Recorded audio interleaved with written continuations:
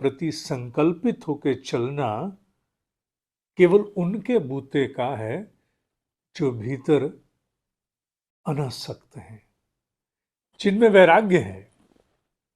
वैराग्य का अर्थ अभिप्राय कहीं से कहीं तक अपने दायित्व को छोड़ना नहीं है, अपितु सभी और जहां हम बिखरे हैं, विकेंद्रित हैं, वहां से अपने आप को बटोर कर इकट्ठा करना और उद्देश्य के प्रति आरूढ़ हो जाना, ये वैराग्य है।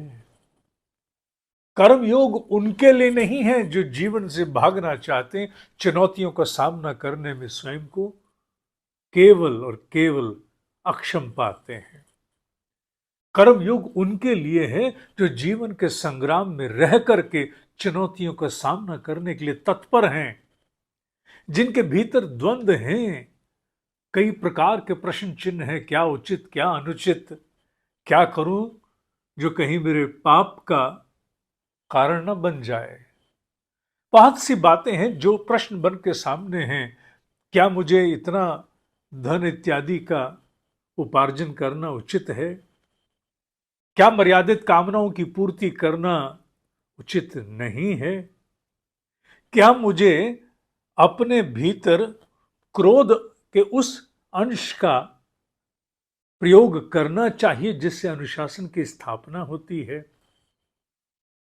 कहीं मुझसे किसी का बुरा तो नहीं हो जाएगा?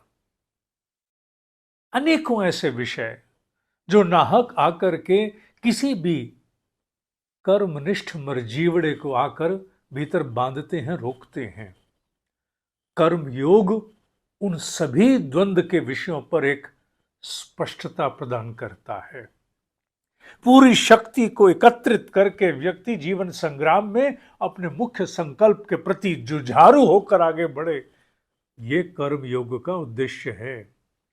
जिन्हें उत्साह और उमंग की कमी लगती है, जिनमें वो जिजीविषा नहीं है, कर्म योग उनके लिए है जो हर घड़ी पैर पीछे खींचते हैं, आगे बढ़ने से कतराते हैं, जिन्हें न माया की स्पष्टता न राम की।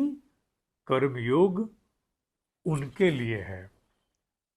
43 ऑनलाइन कक्षाएं, रिकॉर्डेड कक्षाएं दृष्टि बदलने में समर्थ हैं। कर्म योग।